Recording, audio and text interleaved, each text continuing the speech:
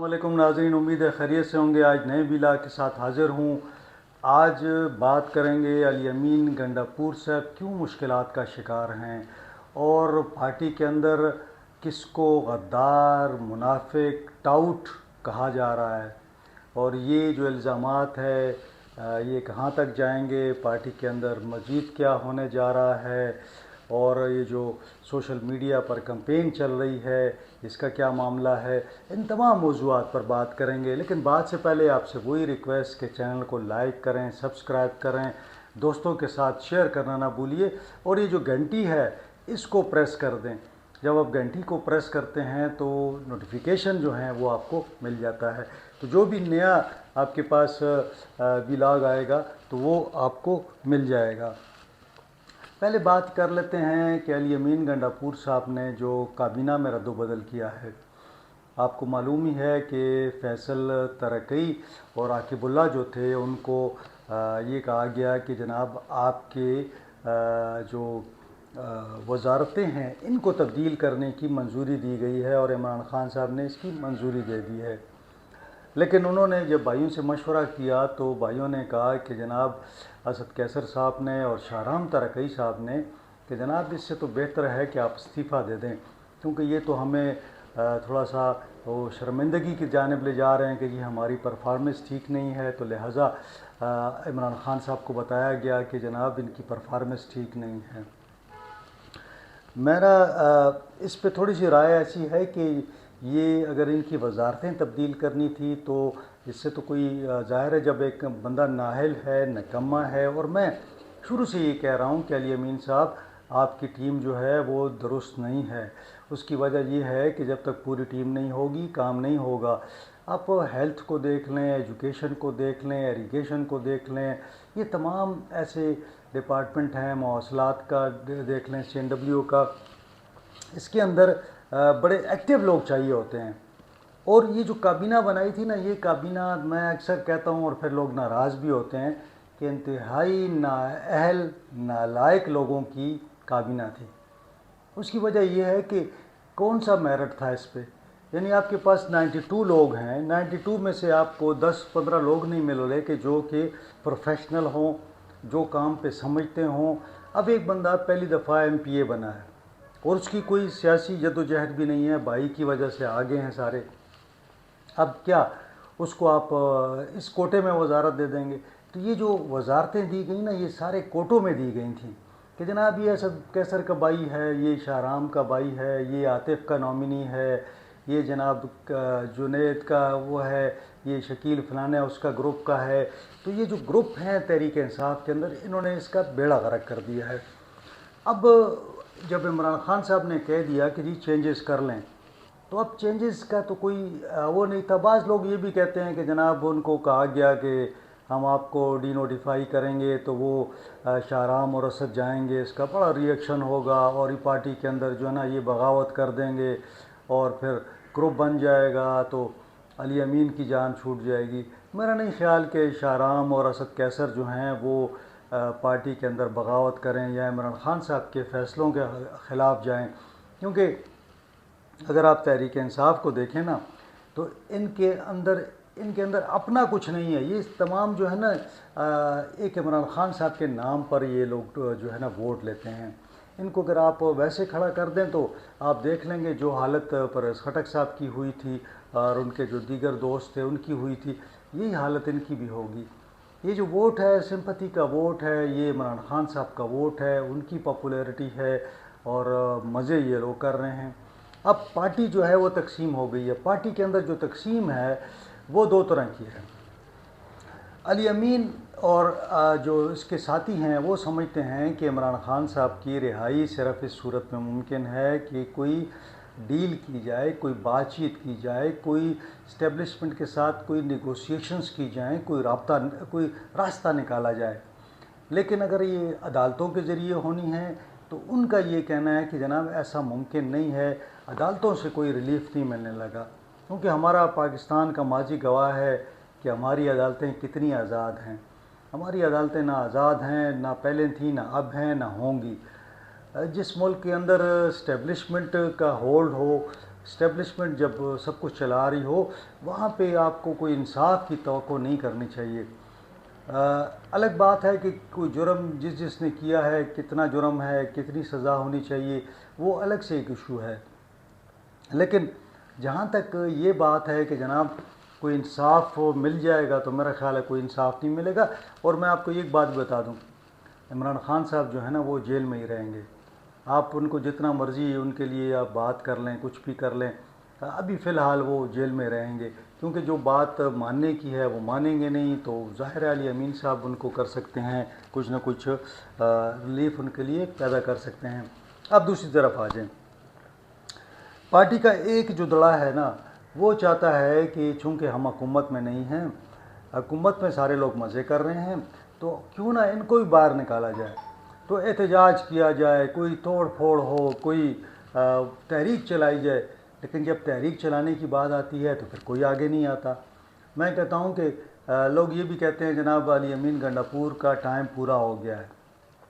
میں کہتا ہوں بالکل پورا ہو گیا ہے۔ علی امین گنڈاپور جو ہے نا وہ اپنا ٹائم گزار چکے ہیں، یہ جو جتنا ایکسٹرا ٹائم ان کو مل رہا ہے یہ ان کی اپنی قابلیت ہے یا اپنی جو بھی انہوں نے جو طریقہ کار اپنایا ہوا ہے یہ اس کی وجہ سے ہے، ورنہ جو پارٹی کی طرف سے تو وہ فارغ ہی فارغ ہیں۔ عمران خان صاحب بھی ناراض ہیں، کیونکہ علیمہ خانہ میاں کوئی بھی جاتا ہے ان کے پاس تو وہ ان کو ایک پوری ایک چارج شیٹ بتاتے ہیں کہ جی علی امین جو ہے نا اس نے اپنی حکومت بنا رکھی ہے، پارٹی اس نے ہائی جیک کر رکھا ہے، فنڈز وہ کھا رہا ہے اور کرپشن ہو رہی ہے، ساتھ ساتھ جو آپ احکامات جاری کرتے ہیں ان پر عمل نہیں ہوتا، ڈرون حملے ہو رہے ہیں، ملٹری آپریشن ہو رہا ہے، بجٹ منظور کیا گیا آپ کی مرضی کے بغیر، آپ کو بتایا نہیں گیا، اور سارے کام جو ہے نا وہ ہو رہے ہیں۔ ساتھ ساتھ ان کو یہ بھی بتایا جاتا ہے کہ جی علی امین جو ہے وہ اسٹیبلشمنٹ کے ساتھ ملا ہوا ہے۔ تو جب یہ تمام الزامات کا جواب دیتے ہیں علی امین، تو ظاہر ہے علی امین پھر دوسروں پر بھی الزام لگاتے ہیں کہ جی دوسرے لوگ بھی تو ملتے ہیں۔ اب یہ لگتا مجھے ایسا ہے کہ جیسے ISI ورسز MI ہے، یعنی دونوں ادارے جو ہیں وہ ڈفرنٹ لوگوں کو سپورٹ کر رہے ہیں، تو ڈفرنٹ ایک دوسرے کے خلاف ظاہر ہے جو ان کے اندر جو ایک دوسرے کے خلاف دشمنی ہے یا مخاصمت ہے وہ نکل کے سامنے آ رہی ہے۔ تو پہلے یہ لوگ کمروں کے اندر احتجاج اور آپس میں لڑائی جھگڑے کرتے تھے، پھر ایک وقت آ گیا کہ میڈیا میں یہ لوگ لڑتے تھے اور میڈیا یہ باتیں نکالتا تھا، اب جلسوں تک پہنچ گیا ہے، اب ورکر تک معاملہ چلا گیا ہے، انہوں نے ورکر کو بھی انوالو کر لیا ہے، اب ورکر بھی گالیاں دینا شروع ہو گیا۔ میں تھوڑی سی بات کرتا ہوں کہ بعض ہمارے دو تجزیہ نگار ہیں، آپ ان کو اگر سنیں تو آپ بھی حیران ہو جائیں گے کہ کیسے تجزیے کرتے ہیں۔ ہارون رشید سے بڑے نامور صحافی اور آپ انہیں کہہ لیں کہ کافی مطلب ہے کہ کالم نگار بھی ہیں، اور وہ میں ان کو سن رہا تھا تو وہ مجھے عجیب سا لگا۔ یعنی آپ دیکھیں کہ وہ بات کیا کر رہے تھے، وہ کہہ رہے تھے کہ وزیر اعلیٰ صاحب کو یہ جب نامزدگی ہوئی تو وہ کہتے ہیں کہ یہ نامزدگی درست نہیں تھی۔ علی امین جو ہے اس کے بارے میں وہ عجیب بات کرتے ہیں، وہ کہتے ہیں ایڈونچر کرتا ہے، ذاتی مفاد کے لیے کام کرتا ہے۔ پھر انہوں نے کہا کہ جناب یہ غیر ذمہ دار ہے، خرابی کی جڑ ہے، تو آپ عجیب آپ سنیں گے۔ اور پھر وہ کہتے ہیں کہ یہ جب عمران خان صاحب نے نامزدگی کی تھی تو کہتے ہیں میں نے اس وقت کہہ دیا تھا کہ یہ نامزدگی درست نہیں ہے، کیونکہ وہ ان کا اپنا یہ کہنا ہے کہ جناب دیکھیں فضل الرحمان کے ساتھ جب وہ حالات ٹھیک ہو گئے تو علی امین نے جان بوجھ کے فضل الرحمان پر اٹیک کیا اور ان کا آپس میں اتحاد نہ ہو سکا۔ وہ کہتے ہیں کہ جی حالات ایسے ہیں کہ پاکستان انارکی کی جانب جا رہا ہے، بے چینی کی جانب جا رہا ہے، اور خیبر پختونخوا کے MPAs جو ہیں وہ بتا دیتے ہیں، اور وزیر اعلیٰ صاحب جو ہے نا پھر بعض اوقات ان کے جو طالبان کے ساتھ رابطے کر کے ان کا بتا جو ہے وہ بھی طے کرتے ہیں، جو بہت زیادہ ہو تو کم کرواتے ہیں۔ تو وہ کہتے ہیں جی کشمیر میں بغاوت ہے، اسی طرح جو ہے بلوچستان اور خیبر پختونخوا میں حالات بڑے خراب ہیں، تو یہ ملک میں وہ کہتے ہیں کہ اتنے خراب ہیں کہ بے چینی ہے۔ پھر وہ یہ کہتے ہیں کہ جناب اس پارٹی میں، اور مثال دیتے ہیں کہ جناب یہ منافق ہیں، غدار ہیں، ٹاؤٹ ہیں، مطلب آپ عجیب و غریب ایک وہ سلسلہ چل رہا ہے کہ جو بھی سوشل میڈیا پر بیٹھتا ہے بڑے آرام سے لوگوں کو غدار اور ٹاؤٹ اور جناب منافق اور پتہ نہیں کیا کیا ان کو القابات دے دیتے ہیں۔ کہنے کا مقصد یہ ہے کہ پارٹی میں اختلافات ہیں، وہ سب کو پتہ ہے، اور عمران خان صاحب کے پاس اب ایک بات اور بھی کی جا رہی ہے، اور میں بھی اس کو کسی حد تک سمجھتا ہوں کہ یہ درست بھی ہے۔ بات یہ کی جاتی ہے کہ عمران خان صاحب کو بتایا گیا ہے کہ جناب اگر آپ نے علی امین صاحب کو وزارت اعلیٰ سے ہٹایا تو آپ ان کو نہیں ہٹا سکیں گے۔ تو میرے ذرائع بھی یہ کہتے ہیں کہ علی امین گنڈاپور جو ہیں وہ اس وقت کافی مضبوط ہیں، ان کے پاس جو تقریباً کوئی 70-75 کے قریب لوگ جو ہیں وہ ان کے بڑے وفادار ہیں۔ تو پارٹی کے اندر اختلاف پیدا ہو جائے گا اور پارٹی جو ہے ٹوٹ پھوٹ کا شکار ہو جائے گی، کیونکہ آپ دیکھیں تو خیبر پختونخوا میں ہی تو پارٹی ہے، باقی پارٹی پنجاب میں کہاں ہے پارٹی، سندھ میں پارٹی نہیں ہے، صرف چند لیڈر ہیں اور چند لوگ ہیں پنجاب سے، جو ابھی بھی جلسے میں کتنے لوگ آئے تھے، تو وہاں پہ کوئی پی ٹی آئی کی کوئی سے نہیں ہے، کچھ نہیں ہے وہاں پہ۔ تو اب یہ لگ رہا ہے کہ ایسا کہ پارٹی کے اندر ایک جسے کہتے ہیں نا، میں کہتا ہوں نا جو لوگ کہتے ہیں جی پاکستان کے اندر بے چینی بغاوت ہے، تو میں کہتا ہوں تحریک انصاف کے اندر ہی بے چینی ہے، بغاوت ہے۔ آپ ان کو سوشل میڈیا پہ دیکھ لیں تو یہ لوگ ایک دوسرے کو کھانے کے در پہ ہیں کہ کسی طرح ہم ایک دوسرے کو کھا جائیں۔ تو ایسے حالات میں جب کہ پارٹی کو علی امین نے سنبھالا ہوا ہے، میں کہتا ہوں ٹھیک ہے آپ نے صوبائی صدارت بدل دی تو کیا ہوا، کچھ بھی نہیں ہوا۔ اب وزیر اعلیٰ کے لیے کہا جا رہا ہے کہ 2-3 ناموں کو پر غور ہو رہا ہے۔ عمران خان صاحب، میں نے آپ سے پہلے کہا کہ علی امین صاحب اپنا ٹائم پورا کر چکے ہیں، جتنا بھی انہوں نے کرنا تھا، اب جتنا بھی وہ چلیں گے یہ بونس ہی ہوگا۔ تو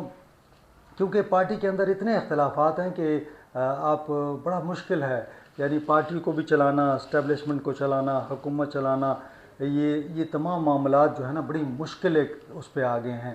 پھر پارٹی کی جو بھاگ دوڑ ہے، ہر بندہ یہ چاہتا ہے کہ میں کسی طریقے سے اس پارٹی کو